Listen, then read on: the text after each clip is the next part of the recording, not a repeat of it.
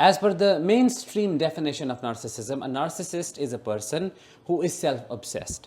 Imagine a narcissist as per that definition. What comes to mind instantly? Somebody who is standing in front of a mirror, obsessively looking at their own reflection. Or a person who's constantly taking selfies at every passing second. But what if I tell you, when it comes to taking pictures, it goes beyond taking selfie. In fact, they use pictures to abuse you. They take pictures of themselves and yours in a way to isolate you, to humiliate you, to belittle you, and to make you feel small, which is what we are going to talk about in today's episode. I am Danish, a psychologist and a narcissistic abuse recovery professional. Today's topic is 6 weird ways a narcissist takes pictures to abuse you. If that sounds interesting and you're eager to know what these 6 ways are, please subscribe, because your subscription to the channel helps in spreading awareness about narcissistic abuse. Number 1, whenever you go on a vacation with a narcissist, they won't take pictures with you. They will try their best to separate you and your children from themselves. Why? Because they want to appear single.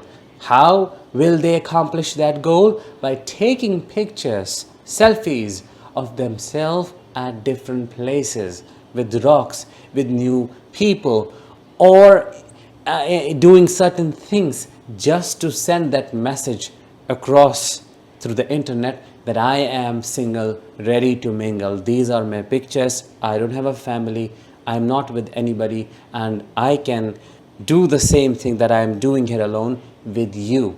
This is how they cheat while being with you on a vacation that was supposed to be refreshing for the family, that was supposed to rekindle the love. They weaponize every event, it may be your birthday, anything, to send this message that they are open to being with a partner or partners, if you will. That is such a betrayal.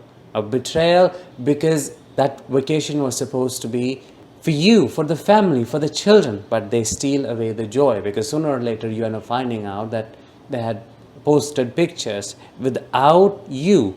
And when you ask them, oh, you're crazy, you are stealing away my independence. Can't I even do that? It's okay. And that's how they gaslight you. Number 2, they take pictures of you when you are in a compromised position. Let's say you're sleeping, you're drunk, or you are unclothed. Why? To shame you. Then they share these pictures non-consensually in the groups they're a part of with their friends, to make fun of you, of your body, to objectify you, to give you away and let them look at you, to let them enjoy you. That is also a betrayal. And they may not share it with anybody. They may pull up an image later and say, see, what are you talking about? This is how fat you are. This is how ugly you are. See how you look when you sleep. And there will be a smirk on their face. Or they may laugh at it, like right in your face, make jokes of you. They'll humiliate you. How silly you look when you're drunk. When you get drunk with somebody to the point of, let's say, losing it, that means you trust that person.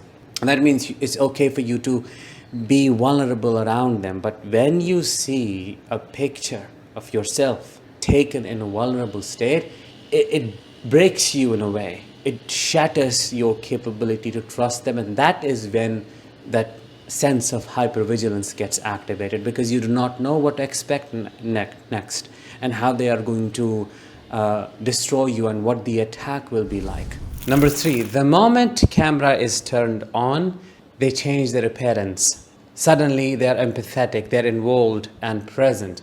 But the moment it's turned off, it's as if a switch is turned off in them as well. Have you experienced that? Let me know in the comments. Like, they can manufacture a smile at will. If you ask them, let's take a picture, they may not want to do it. But if somebody asks them to do it with them, let's say a stranger, they'll be all kind, they'll be all nice, and look such a great personality in that picture with that person, or even with you. But once that camera is off and lenses are shut, you will see the same monster self. And that is what makes it so confusing for a lot of people. I can't tell you how many narcissistic abuse survivors have shared their confusion with me. They say or have said, I don't understand, like I can't understand. Look at this picture. In this picture, he or she looks so good. We're smiling. It felt like we were together, but why? Why? Who is this person that I'm dealing with? I don't understand. That is the game. Their game is to fool you. Their game is to fool others.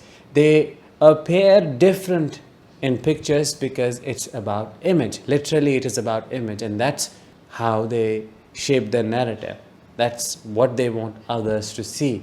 But when you are dealing with them in private, eyes aren't on them, which gives them total freedom to be the way they want to.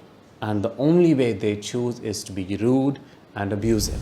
Number 4, when taking pictures with you, they will start making silly faces. They will act goofy.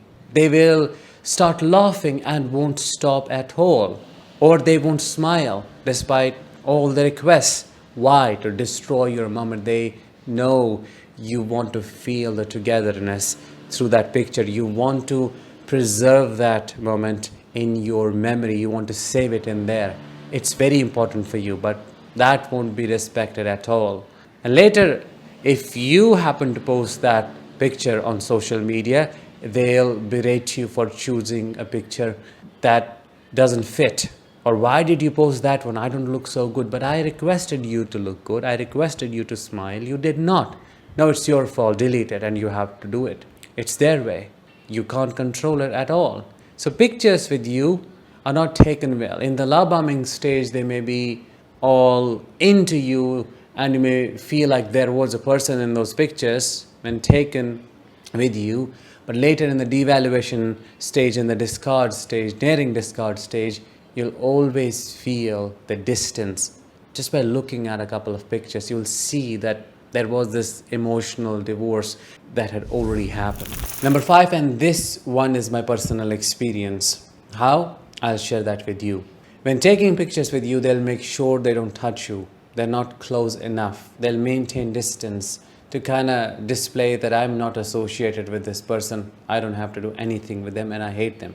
Later on, when you will look at those pictures, you'll feel, rather see a snide look of disgust on their face, a smirk. And that is also really painful. One fine day, we as a family went on a picnic. Me, my sister, and my parents. So when it came to taking pictures, I can very clearly remember my father literally did like this, pushed my mother away, and we have the proof of that in a picture because he did not want to be associated with her. He told her in front of everybody that no, not you. He was making it seem like he was joking, but actually he was making sure that he is not seen with her at all. Number 6 and the last one. They destroy your pictures by taking them the wrong way. Let's say you make a request and say, take my picture and focus on this area, or this should be the background. They won't bring that into the picture. They'll do the opposite to intentionally irritate you so that you ask for one more. And then they will call you a narcissist. You are obsessed with taking pictures. What's wrong with you? Who is going to look at those pictures? Who are you sending them to? They'll intentionally instigate you. They will take pictures that will be of no use, but will want you to settle with them. Why? Because they want you to look a certain way. They want to kind of shape how you look, dictate how you look. Pictures can be taken in hundreds of ways, and if it's taken correctly, you can look stunning. But they do the opposite. They make sure you look the ugliest, and that is abuse. That is betrayal. Basically, they capture you at your worst to humiliate you. That is how they use pictures to abuse you. Let me know which one of these have you personally experienced, and make sure to register yourself for the upcoming webinar happening next week in July. The dates are 7th and 14th. Topic will be how to overcome betrayal trauma from a narcissist. In this workshop, I'll help you understand how a narcissist betrays you beyond infidelity and how you can heal to trust yourself once again. The link is in the description, or you can click the I button above. With that, let's bring this episode to an end. Thank you so much for tuning in. I will talk to you in the next one. Until then, as always, let the healing begin and continue.